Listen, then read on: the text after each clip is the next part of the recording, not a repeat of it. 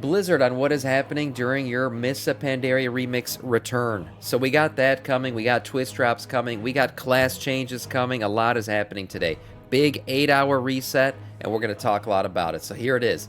In terms of your Missa Pandaria class, your Missa Pandaria characters coming back, that is happening on the 19th. Actually, it looks like it's more the 20th here, because I thought the 19th would be the day they transfer over. The 19th is actually the last day you can play Missa Pandaria Remix, and the 20th will be the official day that they transfer over. So how is it going to happen, you ask? Well, the way it'll be is you log into each character individually, each one of your Missa Pandaria characters, and they will suddenly switch over and be converted into current timeline characters. So here's what to expect. All your items and currencies except gold and quests will be removed from your time runner and their banks during the conversion process. So make sure you spend your bronze. The character conversion process may take several minutes to complete after you log into your character. You will need to log in, as I said, to each character individually to get them converted over. Characters will retain their level. If you're a cap level character at level 70, you'll receive 4 67 item level gear and a 30 slot bag and a 26 slot reagent bag. So that's what you're going to get in total. But don't forget, they're warband bound. So if you have a bunch of currency, trying to entertain the masses, just for you, Sam. Jesus. Yeah, well, you know what?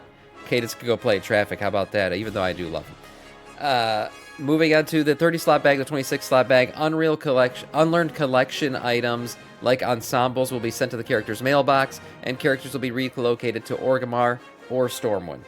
So it's one or the other, depending on Horde or Alliance, of course. And don't forget, as I was saying before, the currencies are what's it called? Account bound, warband bound. So if you have some time running currency or whatever the hell that shit's been called that we've been getting, you'll be able to use it, right? So all of that stuff that you've been getting from the world events, all the all the memories, remembered events, all that stuff, you can use that currency to get some gear as well for your character because, of course, it's warband bound. So hopefully you've been saving some of that for this moment. Your Missa Pandaria characters, again, transferring over on August 20th.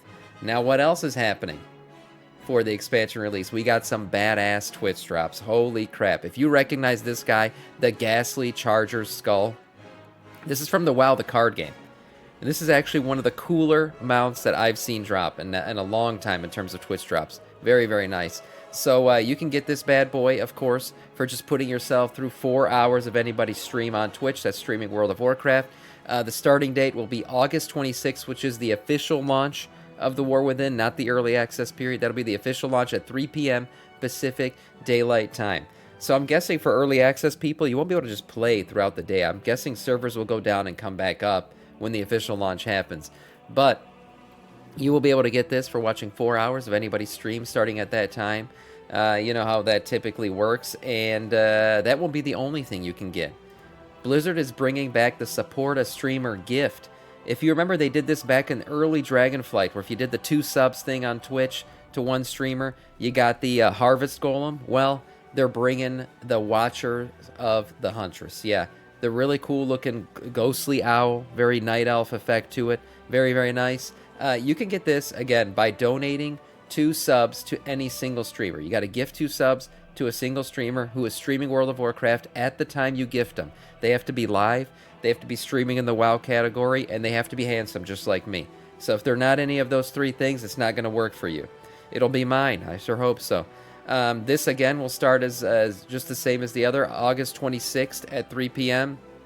So, again, just like the Ghastly Charger, you'll be able to get that at 3 p.m. And donating 2 subs for this, watching 4 hours for the other, you can get 2 nice items for your Twitch drops and your launch of the War Within. Yeah, handsome, you know, I just calls it like I sees it.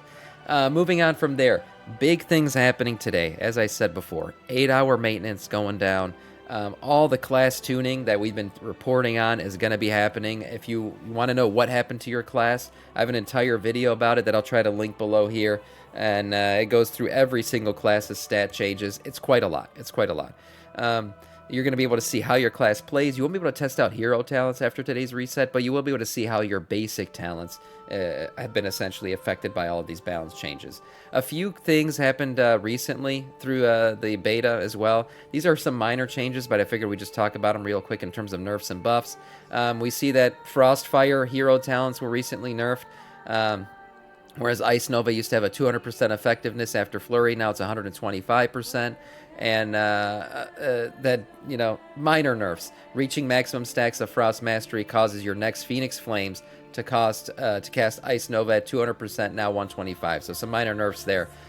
We see Windwalker Monk got actually buffed. Your abilities deal 14% more damage rather than 12% now when they are not a repeat of your previous ability. So keeping those combos going. Same with Rising Sun Kick, had a 10% based on crit damage. Now it's 15% increase. So that's nice. Windwalker Monk's getting some love there. Rogues, seeing a minor change here. What is this? Your main attacks have a 30% chance to trigger an attack of an offhand. Deals 1.1%. There's a minor change here from 0.036 SP mod value to 0.05. Probably won't even notice it. That's such a minor change. But anyways, that's for Outlaw Rogue. Vengeance Demon Hunter saw a bit of a nerf just in terms of fiery brands. An increase in fire damage. It used to be 25%. Now it's 20%. We see hero talents for Fellscarred getting nerfed a bit. Oh, a lot, actually. Almost in half. What is this? Your blades burn with Fell energy, causing your Chaos Strike, Throw Glaive, and auto attacks to deal an additional 60%, nerfed down to 35% damage as fire over the next 6 seconds. Same here, seeing a reduction. But they did see an increase in 200% of attack power here for Metamorphosis. So it looks like Metamorphosis got a little bit of a buff. It used to be 170% attack power increase. Now we're seeing 200% based on your attack power, so that's a nice little buff for them. Flamebound saw a slight decrease, though, in the radius, and a 40% increase in critical strike, now down to 25% critical strike damage. So a little bit of rebalancing there, it looks like, for Demon Hunters. And then we got Mage here, seeing a little bit of a decrease in PvP multipliers across the board. Just some nerfing there in terms of PvP. And then Windwalker, what is this? Mistweaver Monk. Seeing an increase in heals across the board here for Revival and Restoral, going up by about 150% on spell power increase. And then Druids, Restoration, seeing a couple value changes here, not much. What else we got? Talents, some nerfs here, it looks like. Yeah, some drop-offs for Grove Guardians, nerfed a bit based on spell power. Life Bloom nerfed a bit based on spell power. Tranquility, got a little bit of a buff, actually, based on spell power here, up 50%. And then Wild Synthesis down 4% in terms of spell power. So some rebalancing there, not a couple nerfs, couple buffs, changing things up. And then it looks like Holy Paladin sees Liberation getting a bit of a buff. Word of Glory and Light of Dawn have a chance to equal your haste to reduce the cost of your next Holy Light, Crusader Strike, or Judgment. It was by 4,000, now by 6,000. So that's a nice little buff for that ability there. And I think that's it. What do we see? Priest here, a couple changes, not much. Rogue getting a little bit of a buff here in terms of Deathstalker. Deathstalker hero talents getting a little bit of a buff. Fatal Intent getting a little bit of a buff as well. Follow the Blood getting buffed. Hunt Them Down getting buffed. Lingering Darkness getting buffed. And Momentum of Despair getting buffed. Oh, damn. So Deathstalker got some buffs across the board there. That's pretty nice for them.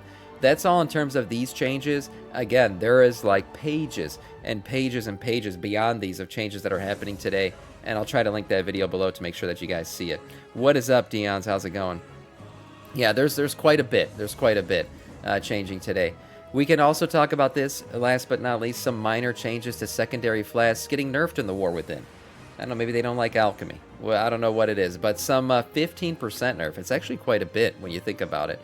So a 15% nerf to your typical secondary stat class stats. So here we go. Tempered Aggression, Tempered Swiftness, Tempered Verse, Tempered Mastery, and Tempered Chaos. All doing 15% less than they were before this nerf. We'll have to see how all these things play out. Professions are going to be important in the War Within, but alchemy taking a little bit of a hit there.